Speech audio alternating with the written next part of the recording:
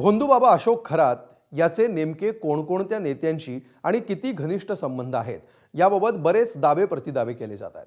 त्यामध्ये आज भर पडली ती अंजली दमानी यांनी केलेल्या आरोपांमुळे। खरातचा कॉल डेटा रेकॉर्ड आपल्या हाती आल्याचा दावा करत त्यांनी कुणाला किती वेळा फोन केले याची यादीच त्यांनी सादर केली। यामुळे रुपाली चाकणकरांच्या जोडीनं आता अनेक नेत्यांची कोंडी होण्याची शक्यता आहे। बघूया त्यावरचा हा स्पेशल रिपोर्ट।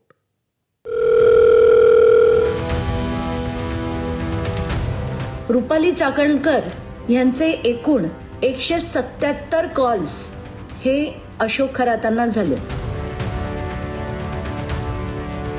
रुपाली चाकणकरच 2 नंबरच्या आरोपी आहेत। महिला आयोगांना बडतर्फ करून किंवा त्यांना अध्यक्षपदावरून हटवून होणार नाही। ज्या बाया त्याच्या शिकार झाल्यात त्यांना पहिल्यांदा हे केलं पाहिजे, शिक्षा। अनेक गुन्ह्यांचं साम्राज्य चालवणाऱ्या खरातच्या कारनाम्यांचा नवा बॉम्ब सामाजिक कार्यकर्त्या अंजली दमानी यांनी टाकलाय। खरातच्या मोबाईलचा सीडीआर हाती लागल्याचा दावा करत दमानी यांनी अनेक नेत्यांची कोंडी करण्याचा प्रयत्न केला।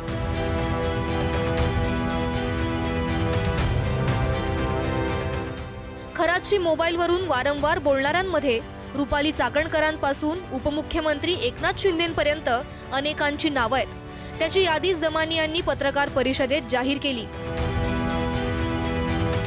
त्यामध्ये रुपाली चाकणकरांची बहीण प्रतिभा चाकणकरांचे 236 कॉल, दीपक केसरकर यांचा निकटवर्तीय दीपक लोंढेचे 189 कॉल, रुपाली चाकणकरांचे 177 कॉल, उपमुख्यमंत्री एकनाथ शिंदेंचे 17 कॉल, सुनील तटकरेंचे 8 कॉल, आशिष शेलारांचा 1 कॉल, तर मंत्री चंद्रकांत पाटील यांचेही कॉल असल्याचं समोर आलंय। रुपाली चाकणकर म्हणायच्या की माझे गुरु आहेत अशोक खरात आणि खरातांबद्दल मला बाकी काहीच विशेष माहित नाही, आमचे फक्त कौटुंबिक संबंध होते वगैरे वगैरे। रुपाली चाकणकर यांचे एकूण 177 कॉल्स हे अशोक खरातांना झाले।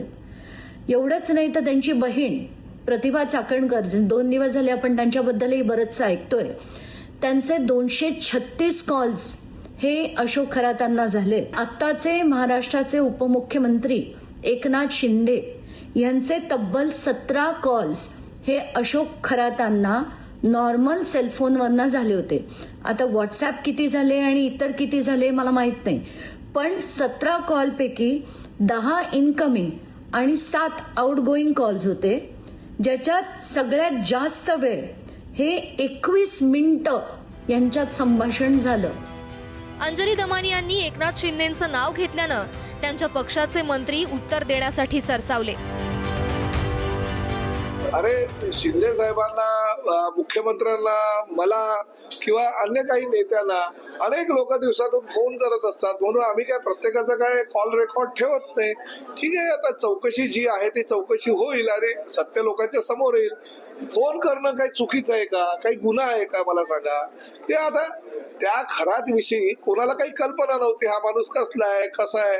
100% जे त्या गुन्ह्यामध्ये संबंधित असतील त्यांच्यावर गुन्हे दाखल होणार आहे हे मुख्यमंत्री महोदयांनी जाहीर केलेलं आहे।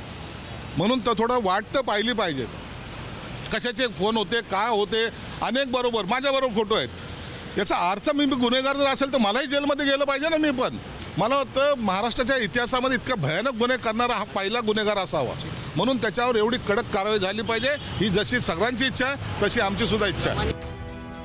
दुसरीकडे चंद्रशेखर बावनकुळेंनी दमानी यांना या प्रकरणी एक महत्त्वाचा सल्ला दिलाय।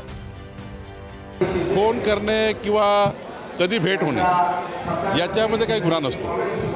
त्याच्यात त्यांना काही आर्थिक पुरवठा केला का, त्यांना काही प्रत्यक्ष संबंध आहे का, त्यांच्या मालमत्ता जे काय आहे त्यामध्ये काही आर्थिक संबंध आहे का, त्यांनी केलेल्या दुष्कृत्यामध्ये काही संबंध आहे का, याचा तपास पोलीस करताय।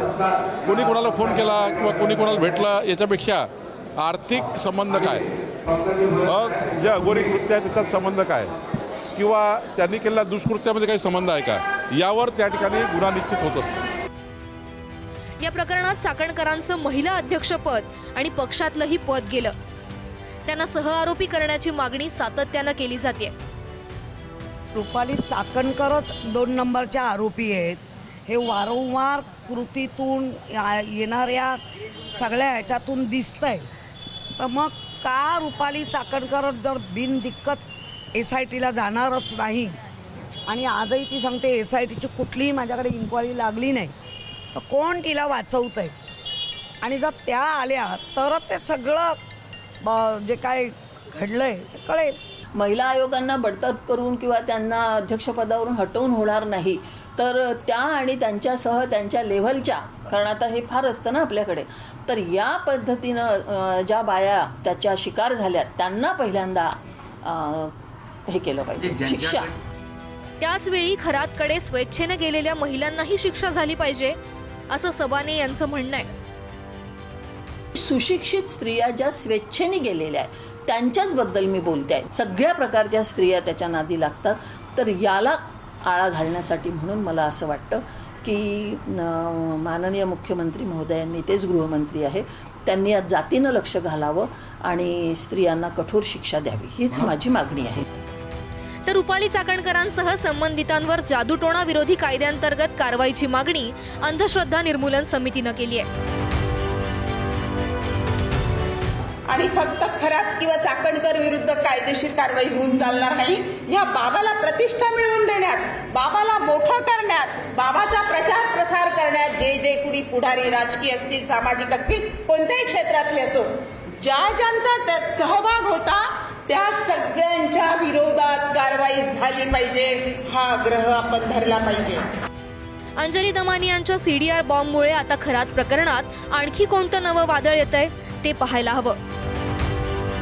ब्युरो रिपोर्ट, ABP माझा.